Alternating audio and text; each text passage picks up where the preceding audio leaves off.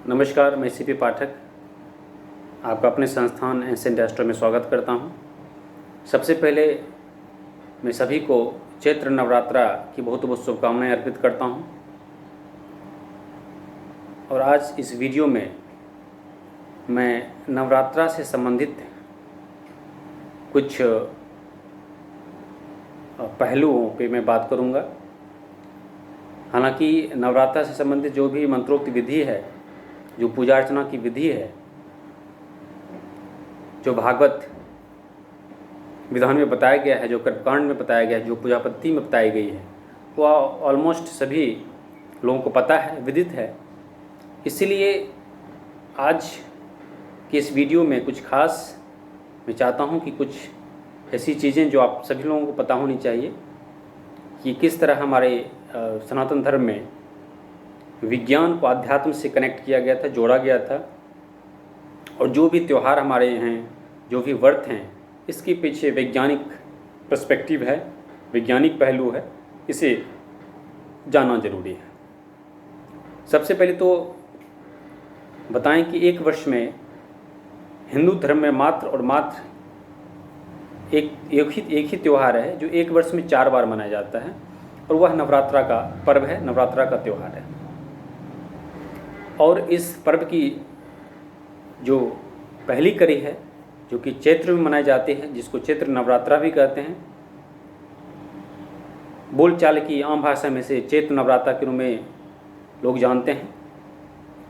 दूसरी नवरात्रा 4 मास बाद, जो कि आषाढ़ माह में आती है। तीसरी नवरात्रा अश्विन माह में, जिसको शारदीय नवरात्रा के रूप में जानते हैं, क्योंकि पूरे विश्व में धूमधाम से मनाई जाती है। एवं अंतिम जो नवरात्रा हम लोग मनाते हैं माघ मास के अंत में, जिसको गुप्त नवरात्रा के रूप में लोग जानते हैं। ये त्यौहार, ये व्रत, ये नवरात्रा 4 नवरात्राओं का अलग अलग महत्व है, चाहे वह तंत्रोक्त का महत्व हो, मंत्रोक्त का हो, वैष्णव प्रक्रिया का हो। इनके ध्येय अलग अलग हो सकते हैं, लेकिन इसके पीछे जो प्राकृतिक, भौगोलिक, वैज्ञानिक कारण है वह एक है।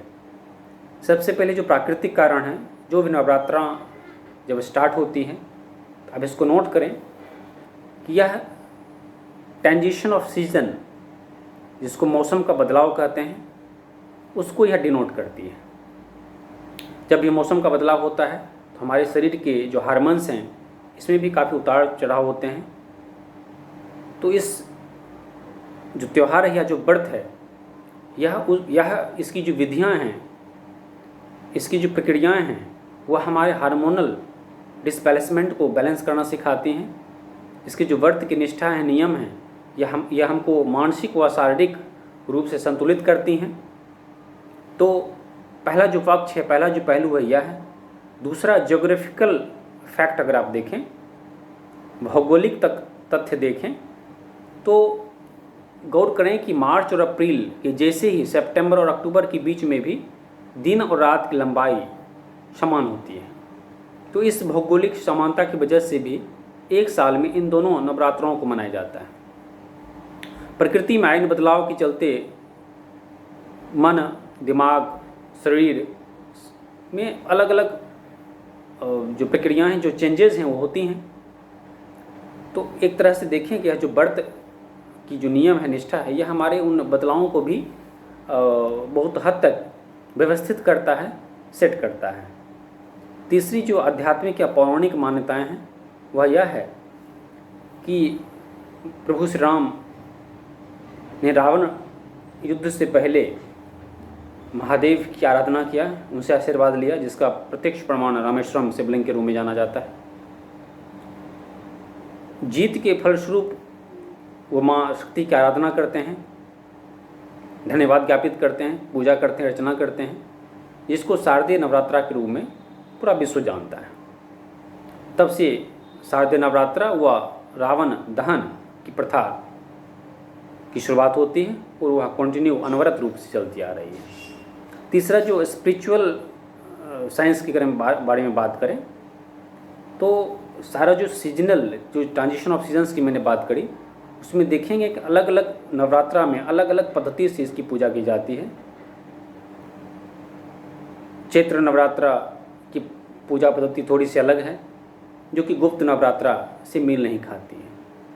सभी का एक ध्येय अलग अलग हो जाता है, सभी की जो प्रोसेस हैं, सभी की जो आराधना करने के नियम निष्ठाएं थोड़े से अलग हो जाते हैं, जो कि साइंटिफिक भी हैं और स्पिरिचुअल साइंस को भी डिनोट करते हैं।